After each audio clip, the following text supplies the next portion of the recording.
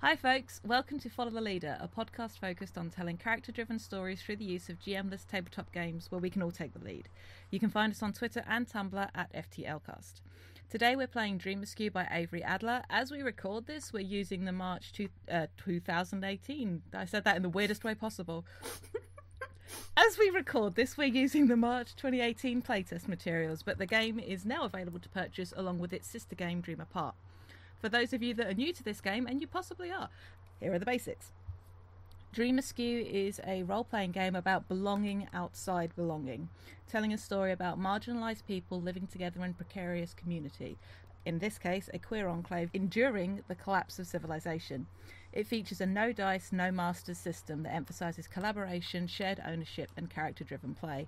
Rather than telling stories of rugged individuals on epic adventures, the focus is on stories of interpersonal relationships, community drama, and tension with the outside world. I'm Jade, and you can find me at Jade Oxford Rose on Twitter, and my pronouns are they, them. Playing with me today we have... Hi, I'm Sam. I use he, him pronouns. You can find me on Twitter at SAKalo or at Kalo_Sam. Alright, I'm Alix. You can find me on Twitter at KismetNemesis, and my pronouns are they, them. I'm Han. You can find me on Twitter at Mercutios, and my pronouns are also they, them. That may as well be the motto for the show. My pronouns are also they, them. Unless Sam or Mab is here. Yeah. So it's 5 people who use they, them pronouns and 2 people who don't. It's great. Our lines, things we absolutely do not want to see, are homophobia and transphobia, racism, sexism, violence against children and animals, sexual assault, domestic violence or intimate partner violence, attacks by dogs, and unwanted pregnancy. Our veils, which are things we're fine with addressing but will just fade to black on, are steamy situations and graphic descriptions of bodily harm. And now we've got all that, let's get started.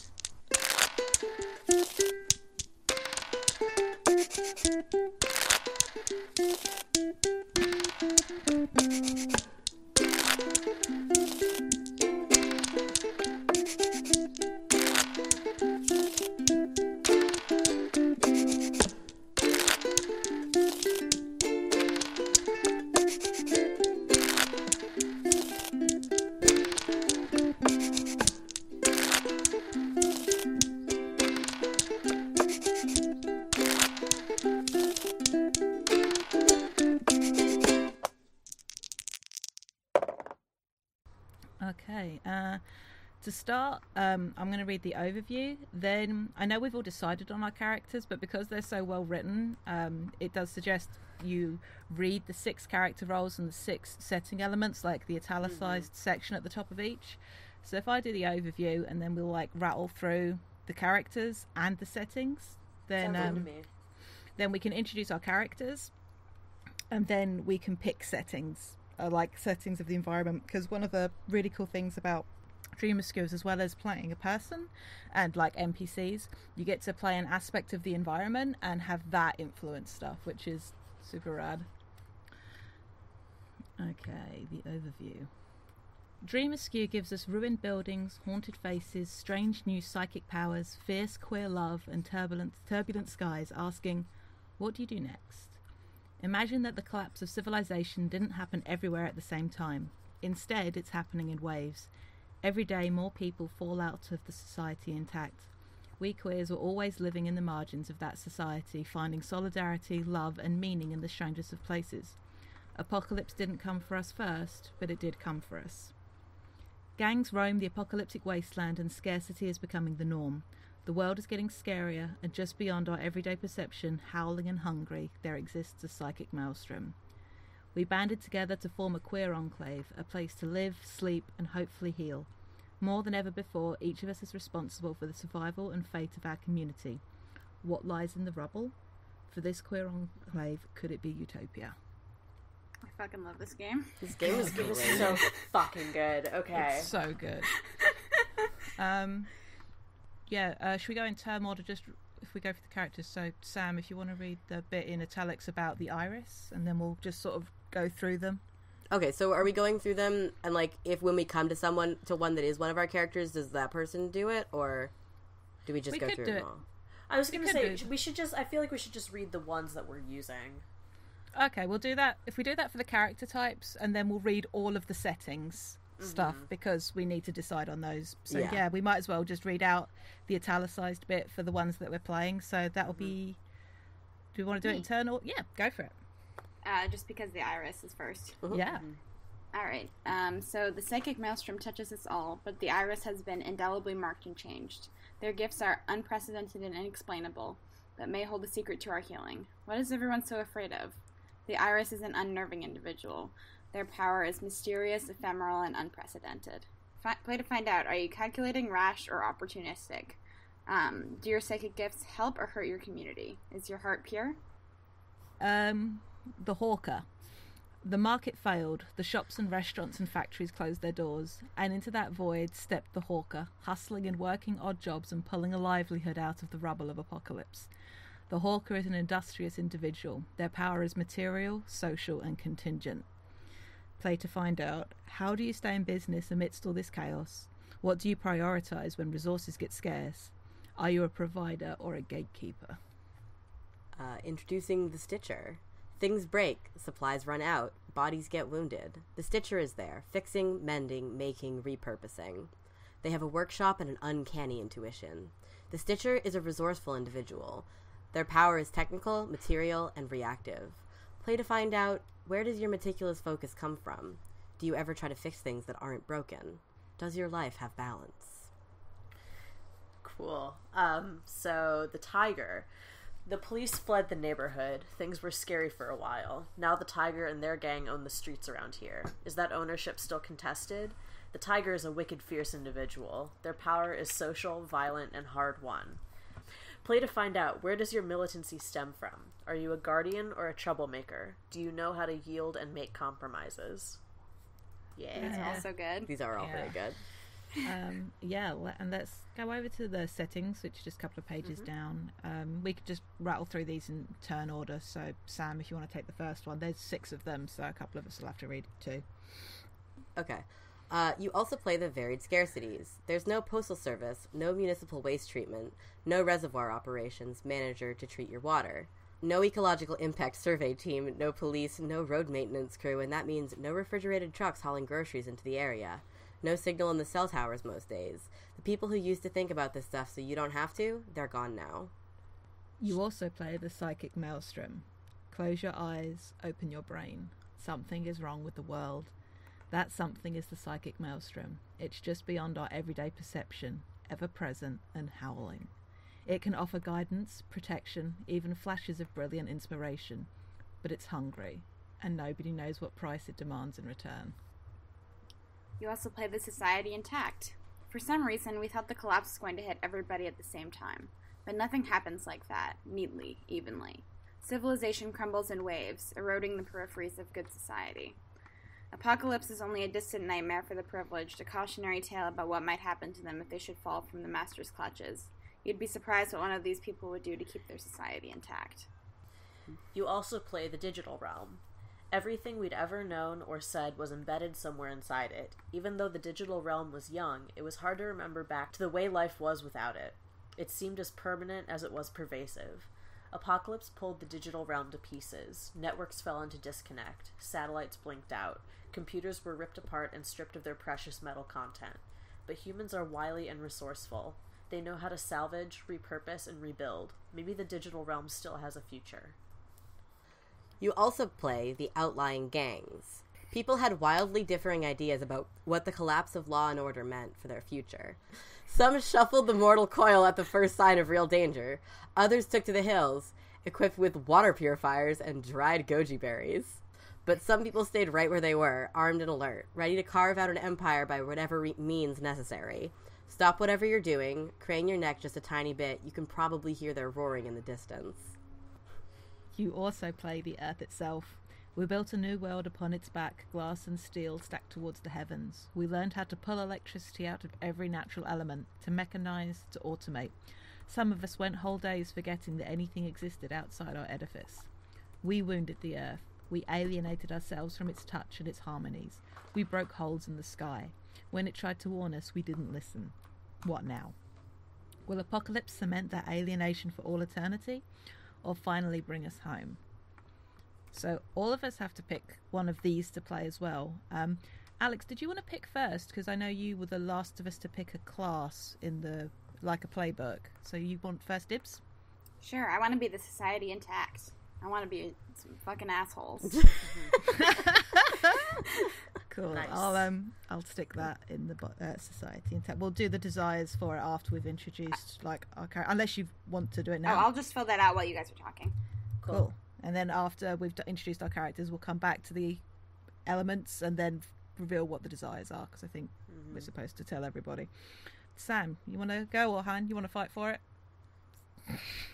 We could rock paper scissors when none of us see each other. What do you want to play, Han? I'd like to play the outlying gangs. Excellent. I want to play the digital realm. Cool. We're good. We're good. Will that put you in direct conflict with yourself, though, Han? Me? If you played Han playing the outlying gangs and a gang leader.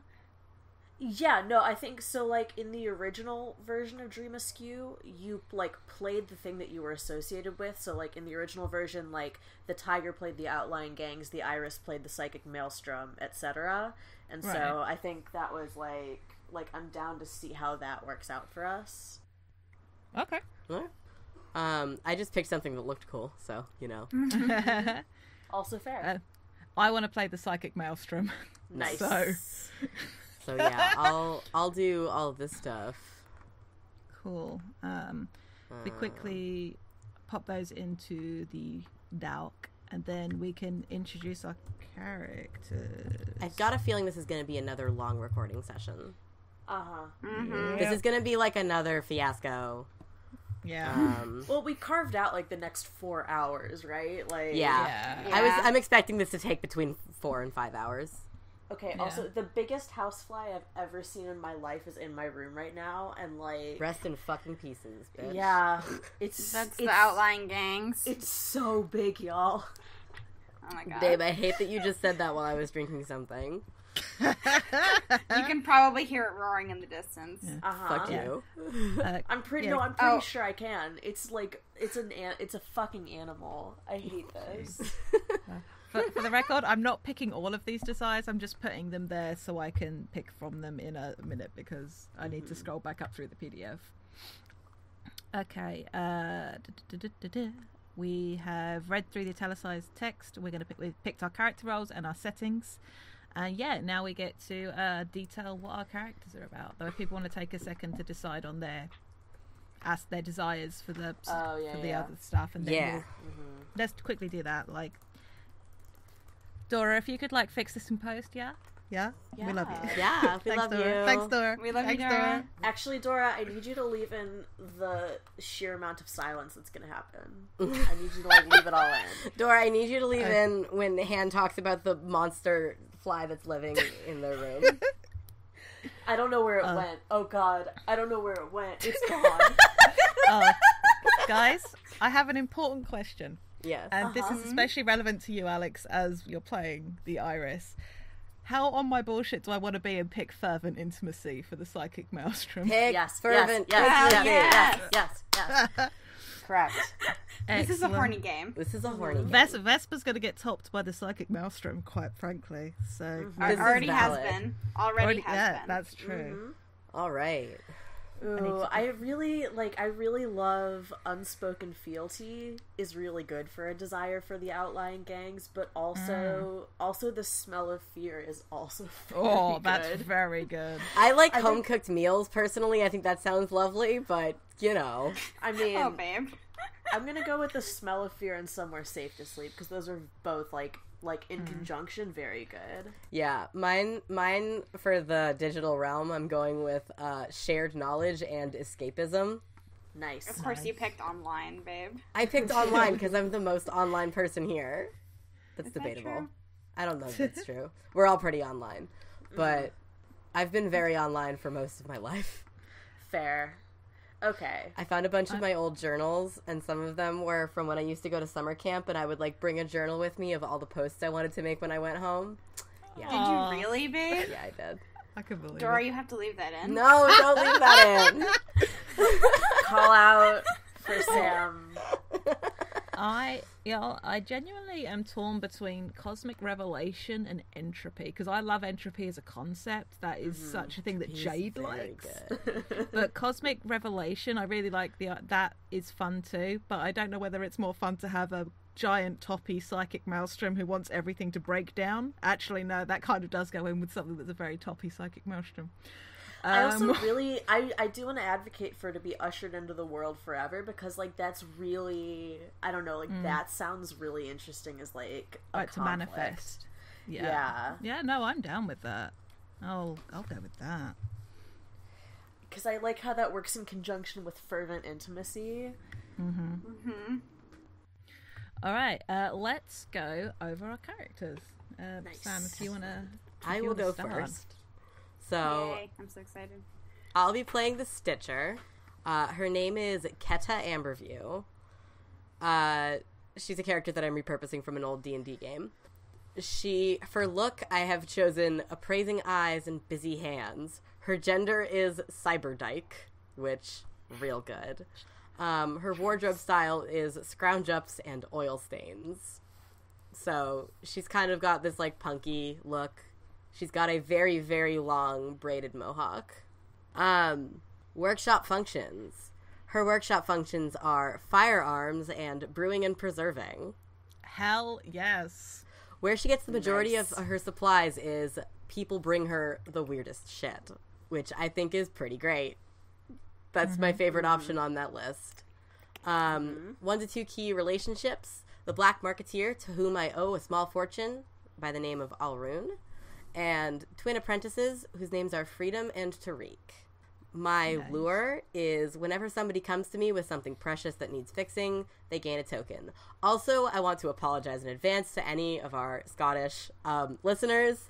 I am going to be attempting to do a Scottish accent for this character because that was what she had in her original iteration. Fucking Christ. And I just want to apologize. Anytime I'm speaking in character, I will be trying to do a Scottish accent.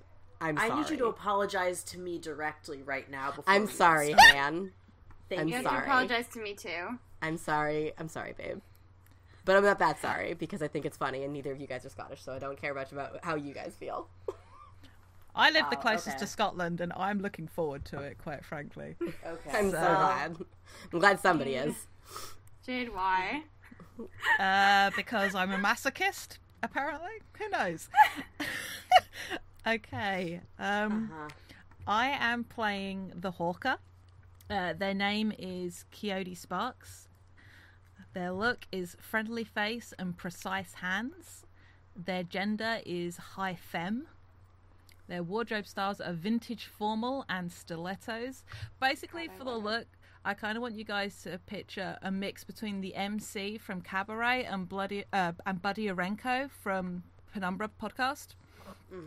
Or Jessica Rabbit, like that similar kind of hair kind of vibe and ballsy attitude. The things they provide are nostalgia, a thriving social scene, and companionship. Oh my gosh. Oh my god. Their desired currencies are barter and whispered secrets. Their key relationships are with their ingenue assistant Blue and the loan shark who finally tracked me down. And their lure is whenever someone offers you a new gig or gets hooked on your supply, they gain a token. Oh, and because I want to say it now, what I'm thinking of, the name of Coyote's place is the Lock and Key, but key is spelled Quix. Oh my god. Thanks, I hate it. It's really good. Alright, so I'm playing the Psychic. His name is Vesper Calamaxto. For look, I've chosen slim frame and caring eyes. Gender is emerging. He's also a trans dude. The wardrobe styles are formal attire and aspirational bondage gear. I added aspirational, but it is just bondage gear. That's in the playbook, is all I'm saying. His psychic gifts are, he's got a bunch of stuff going on, but shared dreams and storm sheltering. The world's psychic maelstrom told me that it would shelter me from any repercussions. Yeah, good. Which I don't know is true. Speaking as the psychic speaking as the psychic maelstrom. My key relationships are with the weepy trans girl who's passed Emma Racing, who I've named Flax Primrose, and the wasteland mercenary who makes use of my talents, although I might change that to made use of my talents. I think this is probably like an ex, wasteland mercenary, I guess. My lore is whenever someone invites you to use your psychic gifts on them, they gain a token. I just still can't believe you picked, like, the single playbook that's the toppiest for Vesper. Okay, Like, okay. No, okay. It isn't entire... I almost put, like, for key relationships, I almost wrote my submissive and then crossed it out and wrote, haha, can you imagine? Right. Mm-hmm. Mm-hmm. Oh, Fucking it's amazing. I mean, Love I think it's just the most, it's just a kinky playbook, but, like, you can play it either way if you really look at it. No, I mean, for sure. let's refer back to a wardrobe style of aspirational bondage gear right now, just to underline that point. Mm-hmm. Because One it's of the very moves good. is cave to someone else's desires, Mm. Mm-hmm. Sorry. Mm-hmm. Okay. All right. So I am playing the tiger. So his name is Evander Navarro Thorne, which I never get to say, like, the full name, and I love saying it. So there you go. His look, I chose weathered face and solid arms. Oh, it's good. Listen, you had to pick the arms. Like, the arms was a mandatory choice that I had to make. So We respect that. We respect that. Mm-hmm. you're like, I almost chose jacked arms, but it's not quite what I'm going for. This game is so good. This It's game's very very good. good. I just want to be yeah. clear for everybody listening that we didn't make up any of these things that we've picked. No. Yeah, these are all part of the Stuff you playbook. can choose from. It's great. Yeah, so his gender, I've chosen Dagger Daddy, which is, it is I what would it die is. for him. For wardrobe styles, I've chosen leather and combat boots. For gang trappings, I've chosen a safe house and medical supplies. And the gang's thanks. Sam has commented on the wardrobe styles just with the word hot, so that means I'm doing my job right. The gang's big flaw is we owe a lot of debts that we can't pay, which should be interesting. And then key relationships, I sort of made up my ex, who I can't seem to shake, and and my gang's medic, who I've named Essen Cinders. And then my lure is whenever someone relies on you to solve one of their biggest problems, they gain a token. Hell yeah. I'm God, gonna. this is good. I am willing to lend you Joe. Oh, it's... Never mind. I mean, it could also be Joe. Both could be true. I just want to read out the thing on genders that's in the playbook, because it's so cool. Because reading them out, they're all really rad. Yeah. But in the play materials, genders of the apocalypse, Hey, creating the fly is back. I need you all to know the fly is, like, extremely back. Okay, continue, Anyway. please. I'll try. Genders of the apocalypse. Creating a character in Dream Askew involves contending with gender, but it's a gender exploded, extracted from the society intact and made mutant. What do some of these words even mean? Some carry storied legacies from the real world already infused with meaning. Femme, androgyne, bigender, gender fluid, and others. A few are tied to racial community, positioning a character intersectionally like Two-Spirit and Stud. Others are genders of the apocalypse. Ice Femme and Dagger Daddy take existing queer identities and recast them in ways the real world has yet to experience. Gargoyle and Raven emerge entirely new. When you encounter a gender word, imagine. Ask your fellow players. Flirt with the search engine. If nothing comes up, invent. No matter how you come to your initial understanding, it's yours to continue to define through play. Which is I love that. so fucking cool. Ugh, it's good. It's good is the thing. Okay. Do we want to quickly, for the settings, go over what we decided their desires were? For the You Also Play the... Sure, yeah, let's go over that more formally. I'll go first. So I play the digital realm, and my desires are shared knowledge and escapism. I'm also playing the psychic maelstrom, whose desires are to be ushered into the world forever and fervent intimacy. It's horny. I'm playing the Society Intact, and the desires are profit eternal and orthodoxy because I want to eat the rich. Booyah. Okay, I'm so sorry. I left to try and murder this thing, but it didn't happen. I'm proud of you anyways. Oh, buddy. It's just still going. It went out a crack in my door. Holy shit, I have to close the door now. We're good. No, we're good. Tiger strikes. Yes. I'm so proud of you, Han. Thank you. Han, tell us about your setting element and what it desires. Yeah, okay. So I'm the outlying gangs. And the outlying gangs desire the smell of fear and somewhere safe to sleep. So that's what they desire. I just checked. I reread a thing. We have to have the other two setting things on the board, and when they come into play, whoever is playing them in that moment gets to define what its desires are. So I'm quickly adding them to our doc. So that's varied scarcities and the earth itself.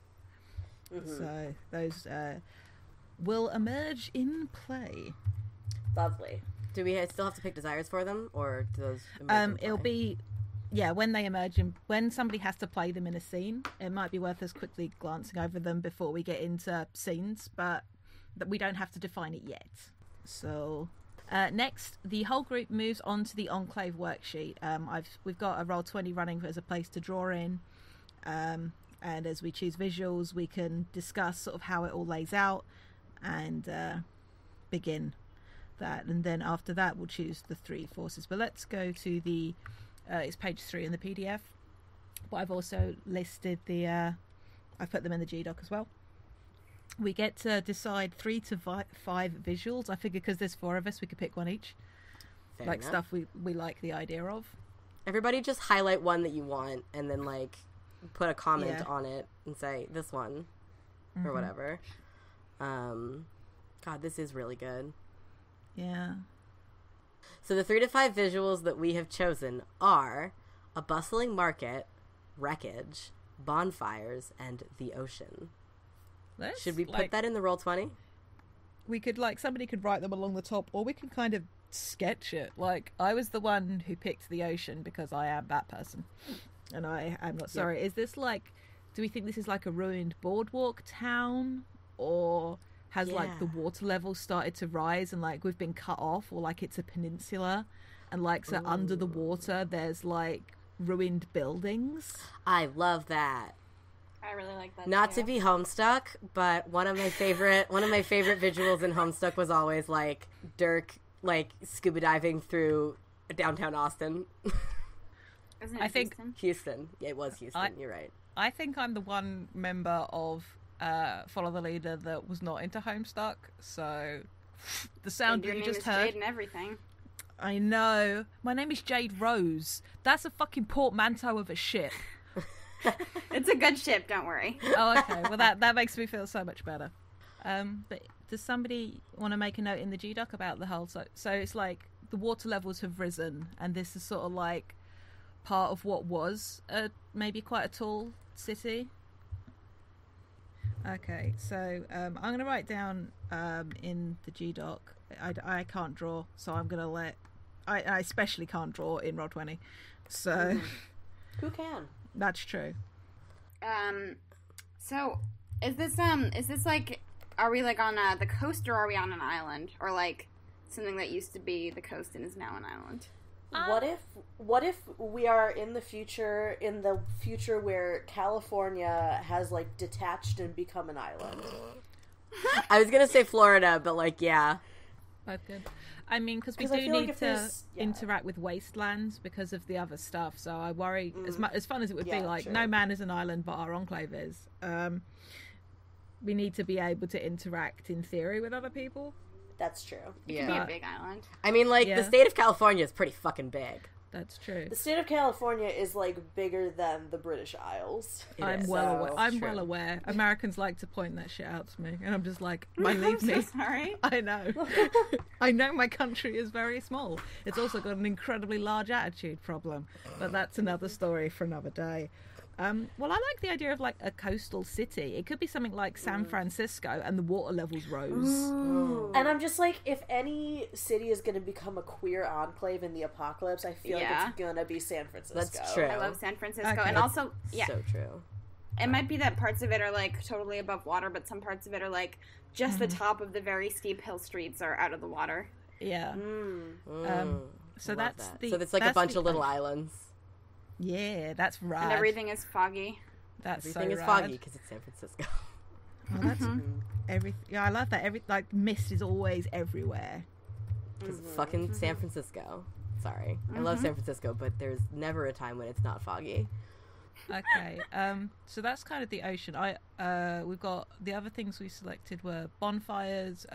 It was only wreckage got highlighted, but I think glass and wreckage was the whole thing, which totally works if it's like Oh, a major city, yeah. which part of which is underwater. So that kind of tracks. I'm quite fond of a bustling market, just like as a concept. It's very good. But yeah, I don't actually know San Francisco except like what I have seen in the movies. I know it's that one with all the hills, and I know the Princess Diaries is there.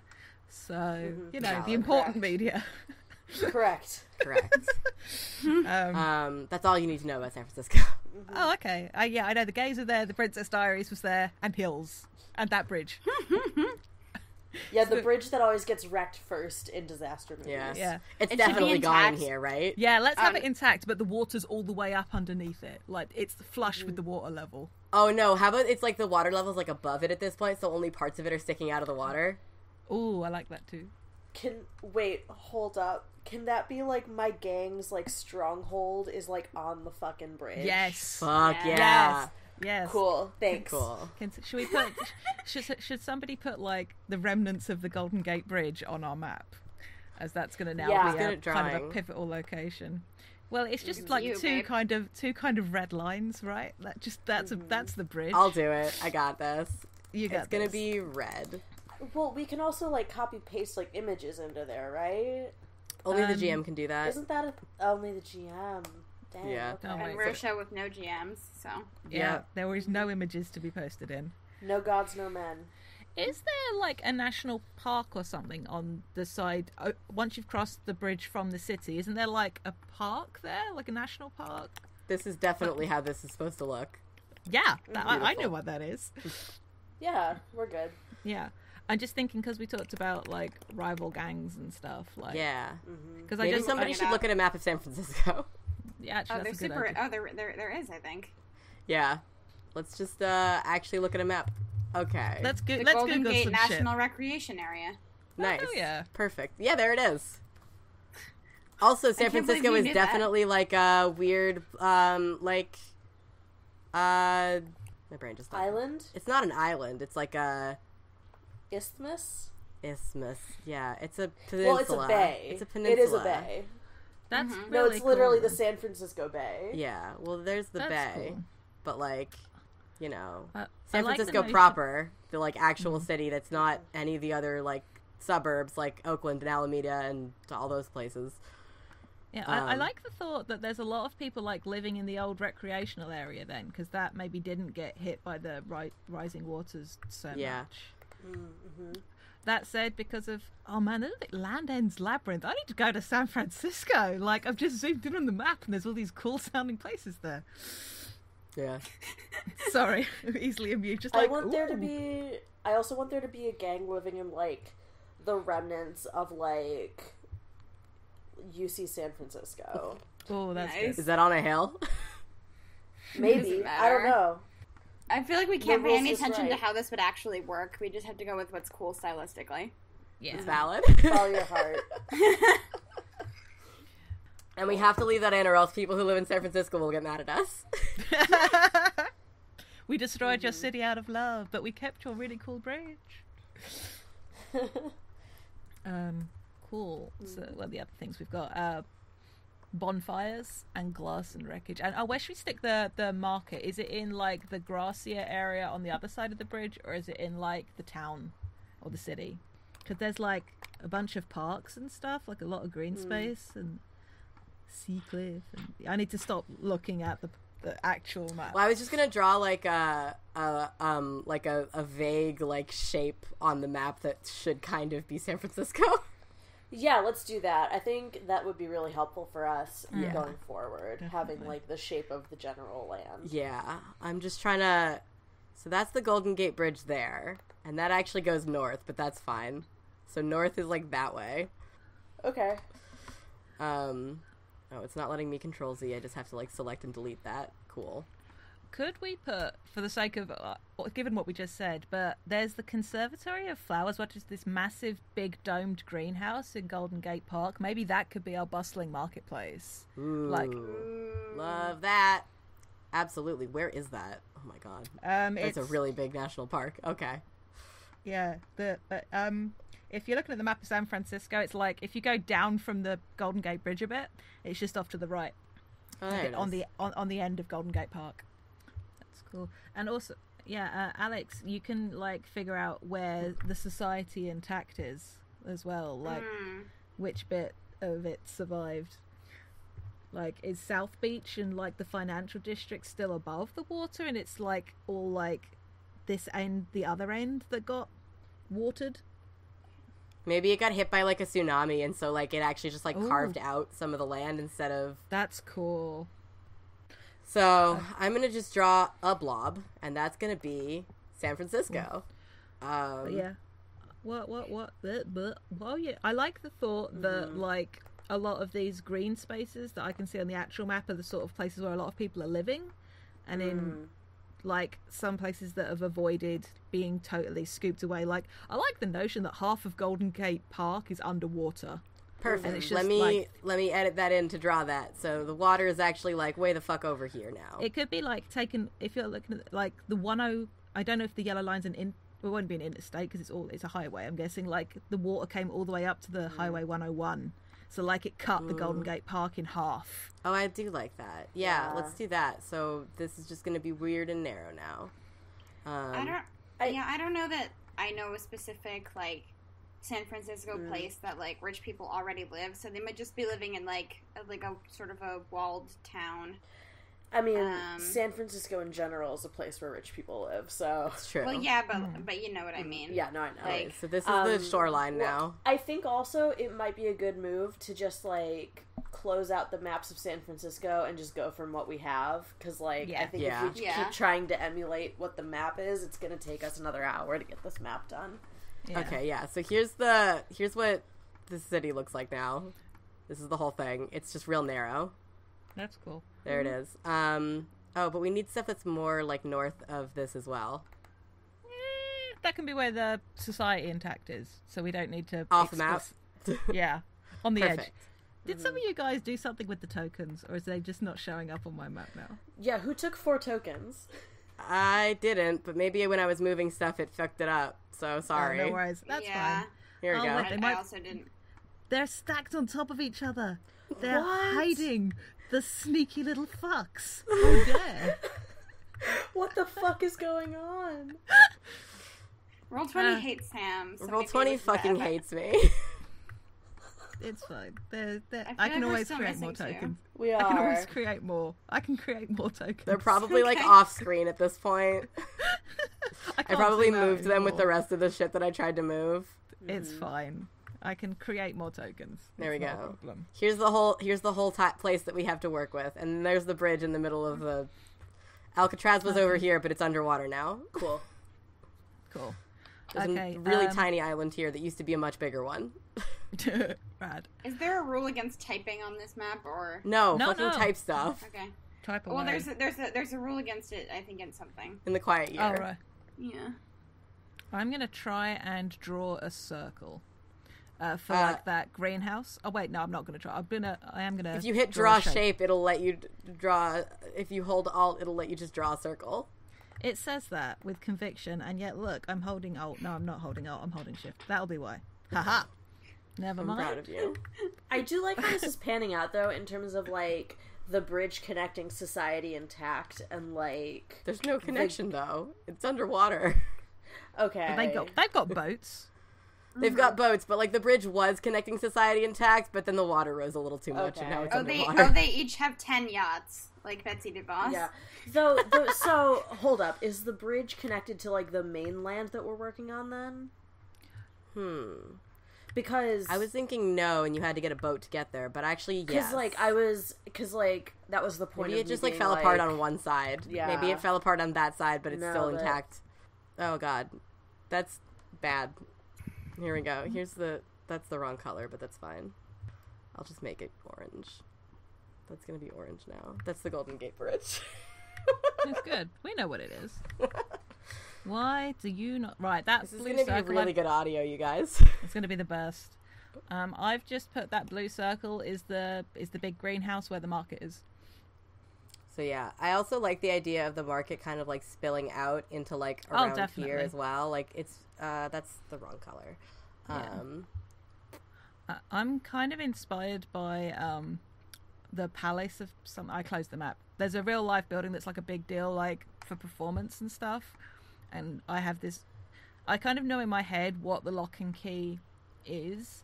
Is and the I lock kind and of key in the market? I think it's going to be near the market for definite.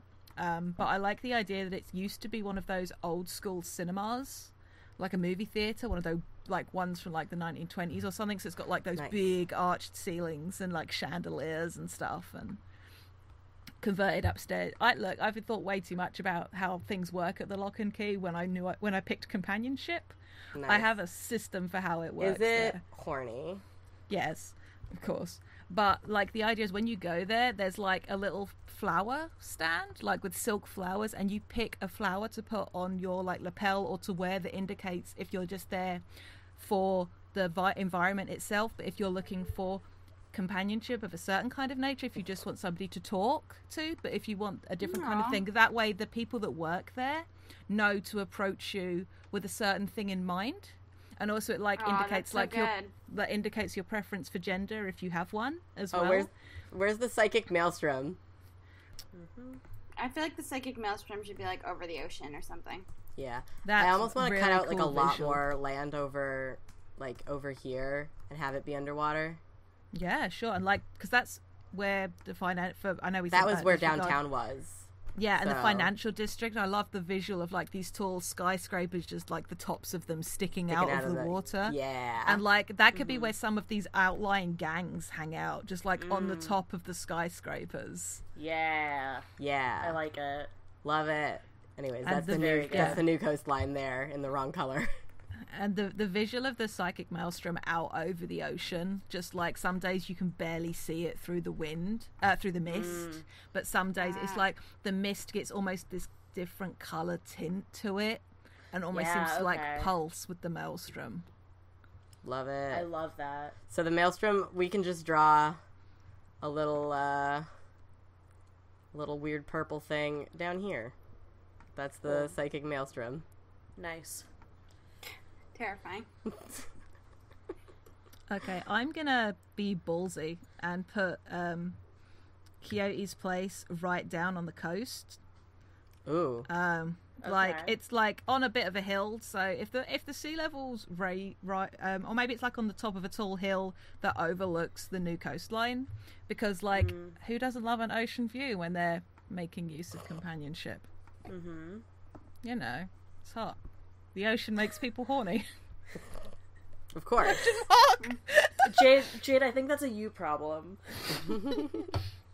I watched this ContraPoints video essay, and that the woman who makes them, Natalie, was just talking about the sexuality. Why do we bother about like sex between like people when there is always the allure of Mother Ocean? Just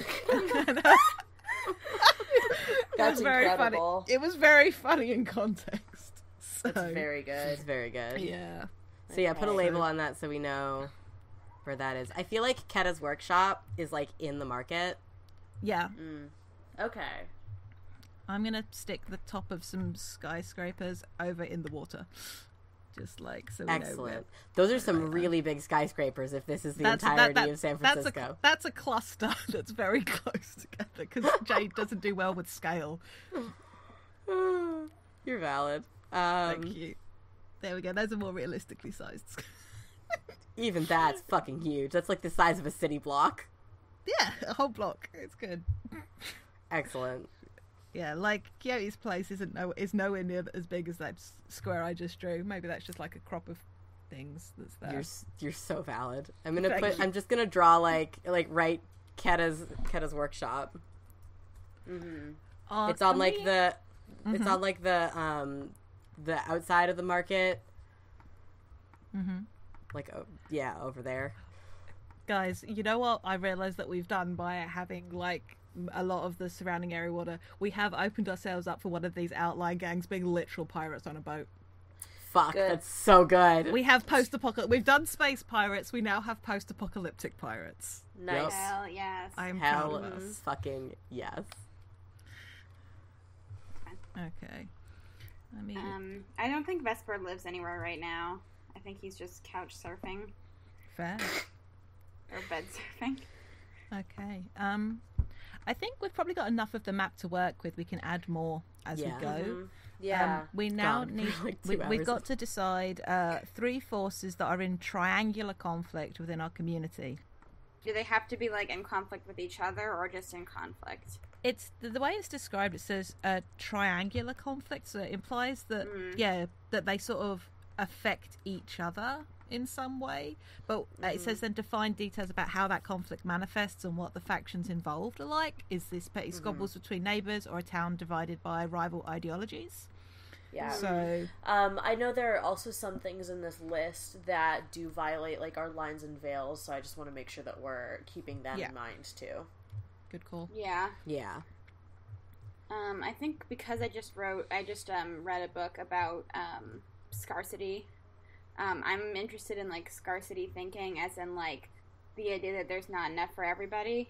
I feel like it could be good to have a conflict between people who think that there's not enough for everybody, and then there's people who are like, actually there is enough for everybody, it's just that we're so not used to sharing. Yeah, I like that.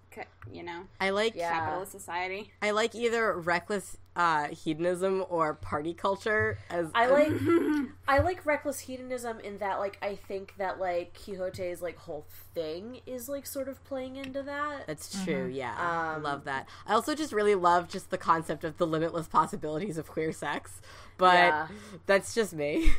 Mm-hmm. I also think politics of the void could be really interesting. If we're thinking about like the psychic maelstrom like encroaching further on like the land that we're living on and like how that manifests. I'm also real down with mutants though. Mutants is cool.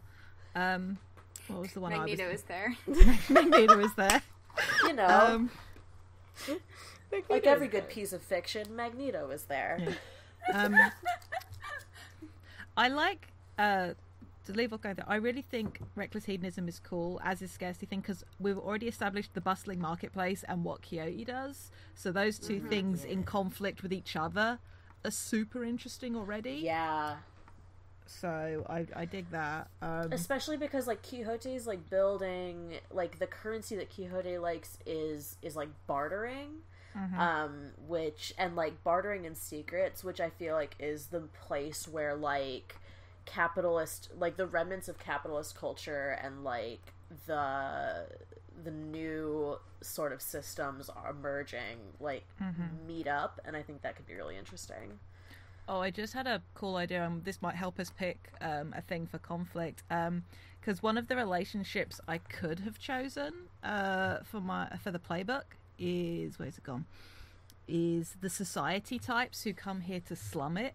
I really like the idea that people take their boats from society intact and sail round to Quixote's place because it is right on the water. Ooh.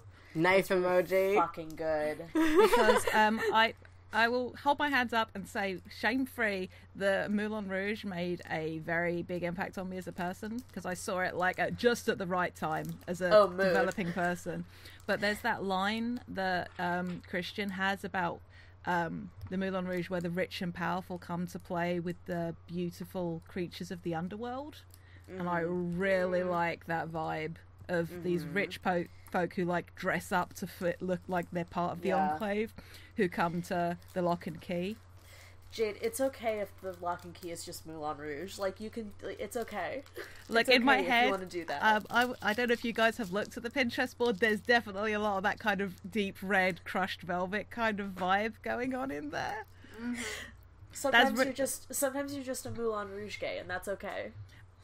There's a reason why I picked that shade of red on Roll20. Like, oh my god. I'd like to... Quixote definitely has a lipstick that matches the upholstery in the Lock and Key. Oh, of course. Of course. They made it themselves. So what's the third thing? Yeah, what is the third thing? Now that we're done talking about lipstick, Still really, like, I just really like this as a concept. We Well, could, but, like- that doesn't have to be in conflict. That That's could just be one not of in the... conflict, just in general. Oh yeah.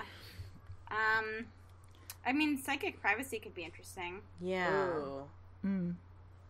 especially with the psychic maelstrom thing, right? Yeah. Yeah. I mean, I guess that is kind of also politics of the void, you know? Yeah.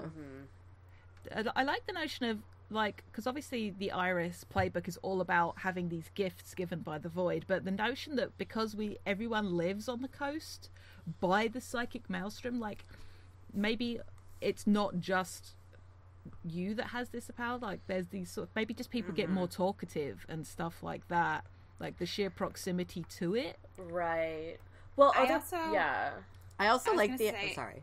Go for it. I like the idea that maybe it's not that, like, I feel like maybe there's a big, like, ideological conflict between, like, I feel like everybody here, or at least a lot of people here, are okay with a lack of physical privacy, just because of, like, you know, there's not a lot of space because we live in a very, you know, a small area, and everybody's, like, you know, hanging out all the time. But, like, I'm sure that there's a bunch of people who are like, well, I'll share a room with people, but I won't share my mind. Whereas there are other people who are like, I really, like, I want to share, like, everything with everybody. Yeah, and like with Quixote trading in secrets as well, like psychic privacy feels really good. Also, you chose shared dreams as one of your things, right? I did. I'm wondering if there's, like, a lot of, like, dreams bleeding together, and, like, the Iris has control over that in a way that, like, most people don't have any control over it, but it is a thing that is, like, happening to other people. Yeah. I dig that a lot. This is not just so I can have fucky dream nonsense, I promise. Well, that's why I picked it, so. Okay, cool. Okay. I mean, it's mostly because of that, but also it's just, like, a cool thought.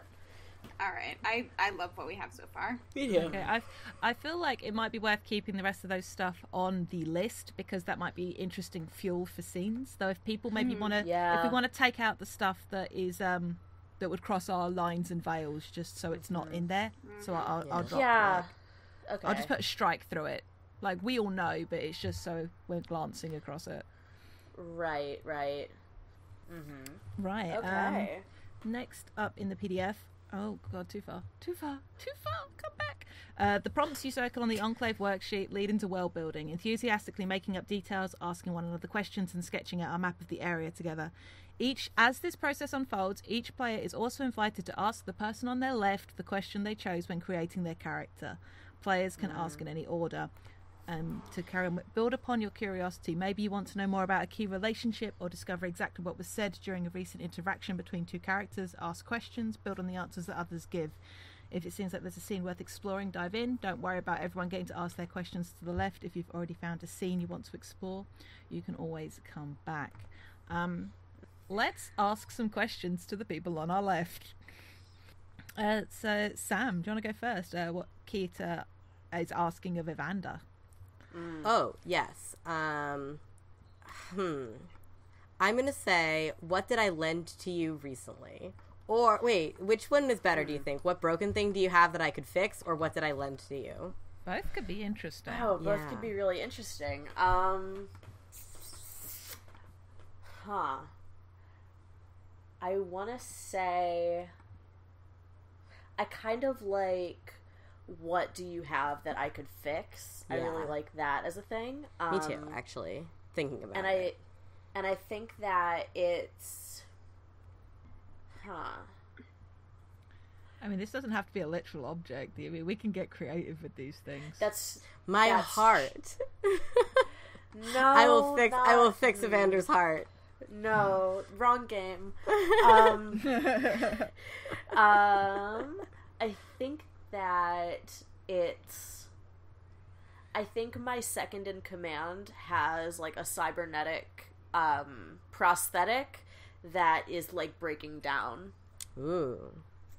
I mostly do firearms and cooking, but I could do that too, probably. Maybe it's a gun arm. I don't know. It's a gun arm. Yeah, it's a gun arm. Excellent. Jesus. Yeah, because Cool. my whole like thing is brewing and preserving and firearms. Firearms because it's Keta, and brewing and preserving because it's a reference to the fact that she used to be a dwarf in her previous iteration. Mm-hmm. It's good. Okay. Oh, it's me. It's me. Right.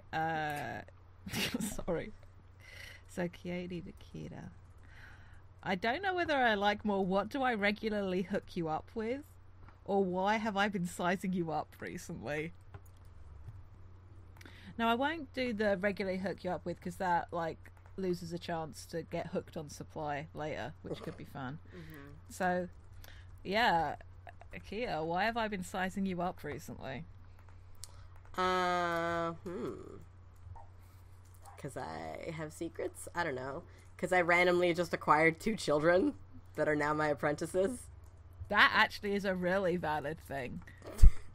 2 children have randomly come into my presence and they're just hanging around. Yeah. No, look, because, like, Coyote's whole thing is information. Like, Yeah. is that... Mm-hmm. So that, like, okay, where did kids come from? Like, in all seriousness, that is interesting. Either you're powerful, you got a line on something, or you can do something. So, yeah, that's interesting. Yeah. I also like I just like the notion that a lot of Coyote's bullshit just doesn't work on Kita. Yeah. Which It's is really very cool. good. That's probably part of why they like her. Mm-hmm. Because I Is love it- Coyote. yeah. Yeah. Kata's like such a no nonsense, no bullshit, like doesn't really beat around the bush, walks up to someone and goes, "I'm sorry, your husband's dead. Anyways, we have to talk." Like just doesn't do any sort of small talk before getting to the point. I love her. It's good. It's good. Okay. She's very good.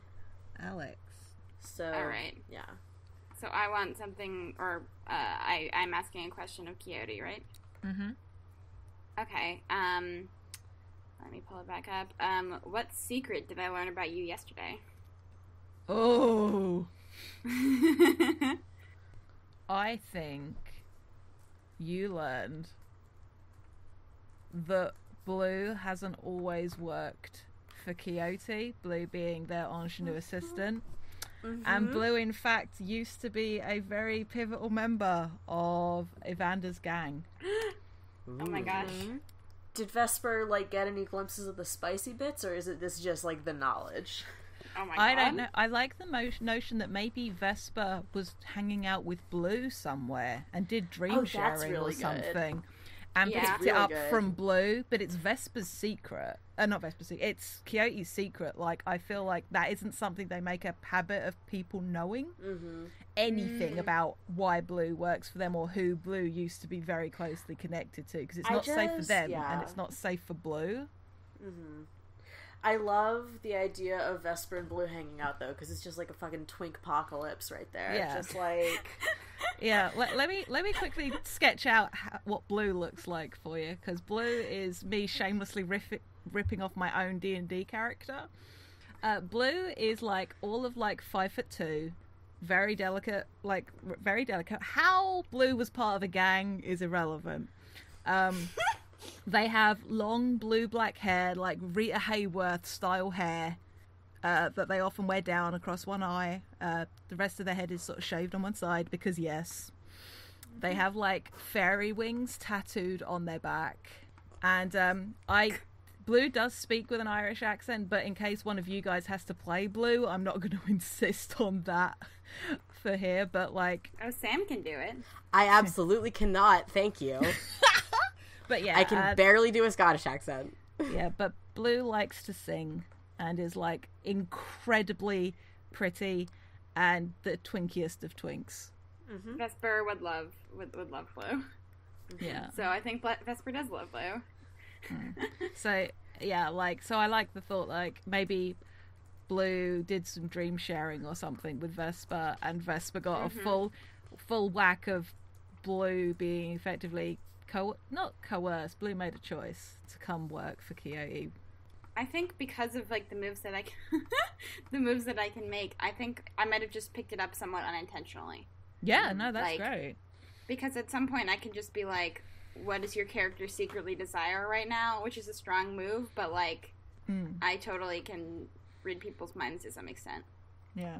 Also, you can quietly gather clues or information. So maybe it's just like you picked it up on body language, like Blue. Oh yeah, I'm very empathetic. Yeah, like Quixote moved through the space and like Blue looked at them and you got like a psychic whack of some conflicting information there. Psychic whack? A psychic whack, yeah, like, you know, the psychic whack. Of course. Obviously. The psychic whack out over the ocean. It is whack, though, yeah? Have you seen it? I mean, come on. Anyways. That shit is whack. All right. Thanks, I hate this. Okay. And then, okay, we're moving on. Please. I think the question that I'm asking of Quixote is, how did I capture your attention yesterday? It's a Vesper. Oh, it's a Vesper? Damn it. Yeah. I totally misread the turn order. Same question, though. How did I capture your attention yesterday? You just got that same secret, so you know. By being hot. It could be related to that. I mean, we're Blue and we're Blue and Evander, like, you know, involved, as they say. Oh yeah. Well, yeah. You know, I feel like that's something that Vesper could pick up on and be like, that's like kind of the crux of the conflict here. I'm gonna be real. Yeah. I think Vesper, you know. Vesper saw them banging. Well, and Vesper. Yeah, if you'd got a visual off Blue of like some very complicated feelings and then some full on sex, and then you saw Evander, you're like, oh, that guy. Oh. Yeah. I get it. I mean, and I think in another way, Evander also represents security to Vesper, who I think is looking for that right now. With those solid arms. That's I'm eyes emoji at that, but, you know, we can find that out in play. Wow. It's good. We couldn't have gone any other way. It's true. We could explore any of those scenes if people want, because it does say, like, if you want to have like that scene with Blue or that scene with Evander, you can do that. Because the next section in the PDF is like leap into scenes, with everyone building upon their curiosity, asking questions, excitedly fleshing out the dream. Scene ideas will emerge. Maybe something will seem especially poignant or exciting. Maybe the answer to a question is clouded by uncertainty, or it just feels too big to make an arbitrary decision about. Leap into playing out that scene in full, narrating where the characters are when a question gets asked, speaking as your character, continuing to ask questions about the setting. Scenes can be brief snippets or rolling storylines. So I'll quickly rattle through this bit of the PDF as well, just because game mechanics are useful to know. Playing your character. Read the tips for your character and trust your storytelling instincts. Describe your character's appearance and mannerisms. Narrate their actions and speak their words. Play to find out who they are and what they do next. Whenever you take action, that's you making a move. Moves are how the story unfolds. By default, a lot of the moves you make are take action, leaving yourself vulnerable. But any time you're called upon to act, you can look at your list of moves and choose a different one to inspire your narration. You start the game with 0 tokens. When you make a weak move, gain a token. In order to make a strong move, you have to spend a token. You can also gain tokens by playing into someone else's lure. Occasionally remind people of your lure and how they can earn a token from it. Lures encourage people to set one another's characters up to really shine. Some moves are italicized questions. They're asked from one player to another, and the answer is always given honestly, even if their character remains cagey about it. It's knowledge that your character deduces, intuits, or manages to get out of someone else through conversation. And minor characters, we can all hop in and play NPCs for people if they want. And invoking the setting elements, some of them have triggers for when to pick up and take an active hand in playing them, and when to give it away in order to focus on playing a character. They might not come up very much in a session, or it might be what drives the entire plot forward. They also have their own moves, so that's just something to be aware of, because obviously we all have a setting element that we play, and there are those two that are left there for us to sort of pick up when it becomes relevant. So so I want to quickly look at the ones that we didn't specifically assign, just so we know what they are. Varied scarcity needs to be picked up when someone wanders the wasteland, seeks a buyer, or visits the marketplace. So that's one. And the earth itself, pick up when you want to describe weather, mutation, beasts, or the natural world. So cool. Alright. Should we just start doing scenes then?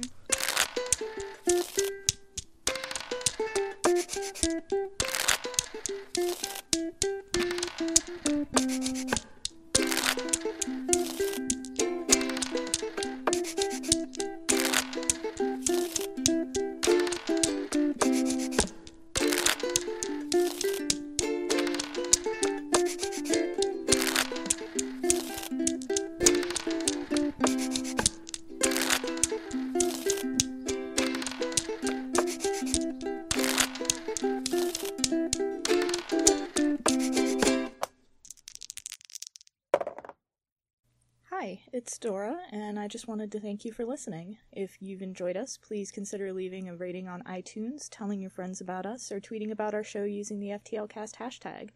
No, seriously, we crave the validation and it helps us out. Your support really means a lot. Thanks again!